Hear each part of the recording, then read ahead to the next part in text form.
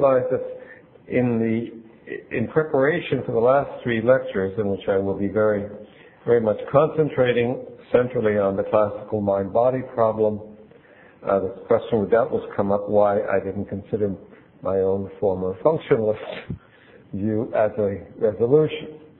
So I want to tell you the story of functionalism and also why I think it didn't work, although I certainly think it was worth trying. And I also think it contains certain insights, which maybe I should say something about tonight as well. This all started almost accidentally.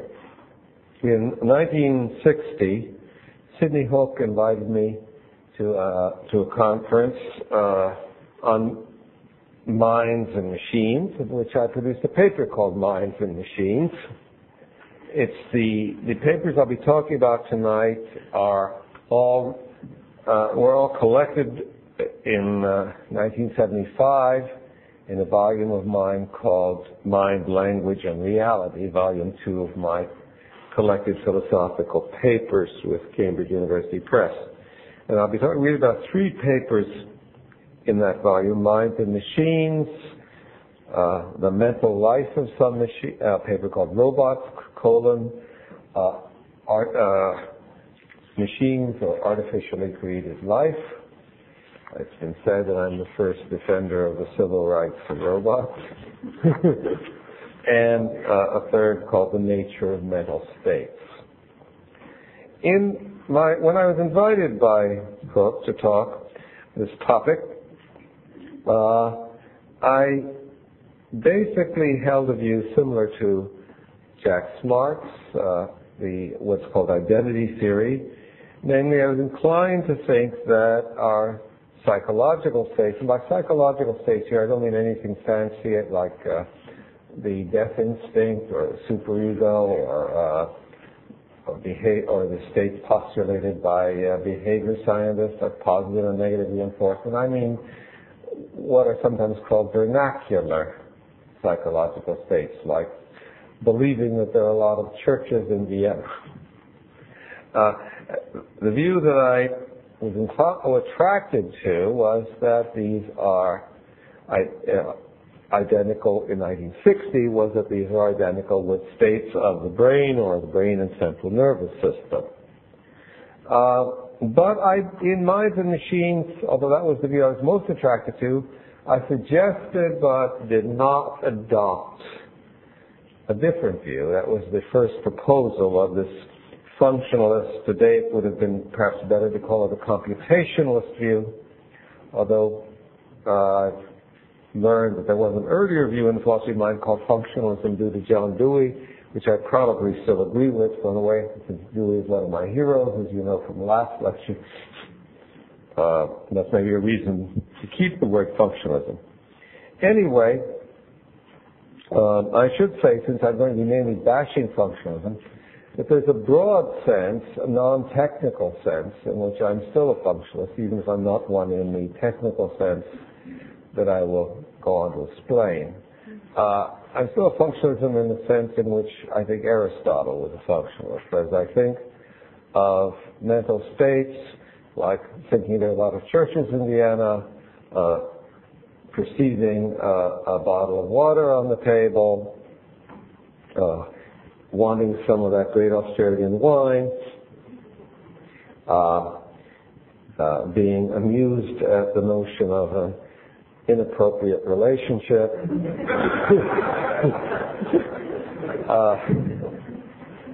I think of mental states as functions of an organism that are realized in and through matter. I will primarily be defending or elaborating that positive in these lectures, but this sort of Aristotelian hylomorphism still is the way I view things.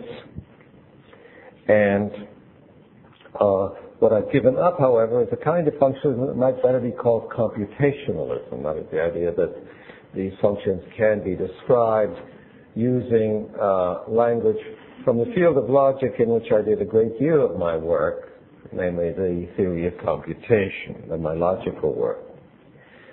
functionalism, in this narrower sense, was viewed us as automata.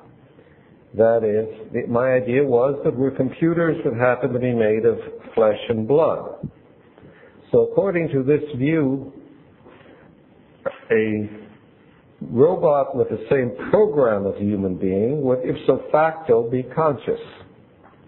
I guess I still believe that, actually. I mean, anyone who's seen Star Trek, or any right-thinking person who's seen Star Trek ought to believe that. But moreover, the individual mental, but the key idea that I'll be repudiating was the idea that individual mental states can be identified with are the states that would figure in an ideal description of our brains or of us in software terms, that these are to be described as our programs or as functions, mathematical functions of our programs. It may well be that the brain is a computer, or that it's useful to idealize it as a computer. I don't think that that's something that we're required to believe by modern science. I think that's still somewhat of an open question, but at the moment it's perhaps one of the most useful ways of thinking about the brain we have. But it doesn't follow from that. But I don't.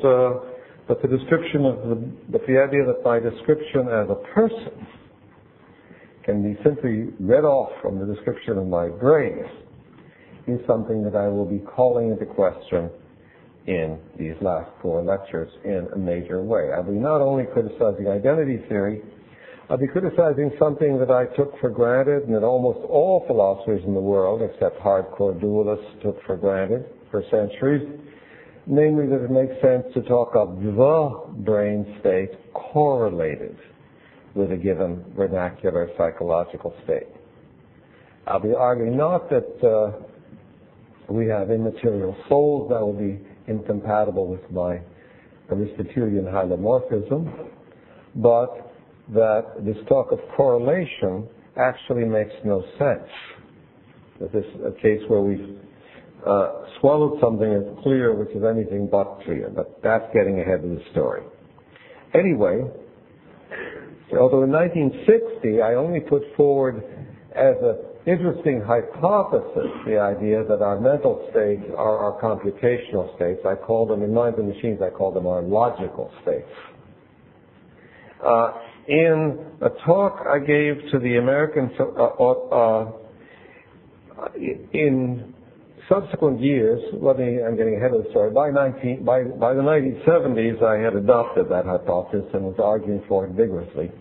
But there was an in-between period which is worth talking about. I mentioned that I published a paper. It was given as a talk to the American Philosophical Association in 1964 called Robots, Machines or Artificially Created Life. Now, I think I made an interesting mistake in that paper, and discovering that it was a mistake set really the stage for what I'm going to talk about. Forgive this autobiographical style, but I find it often easiest when I want to talk about large parts of my work and not simply hone in on one argument to do things autobiographically. I considered the view that I just attributed to functionalism, the view that I said I still think is correct, namely that if you had a robot whose positronic brain, anybody read Isaac Asimov here?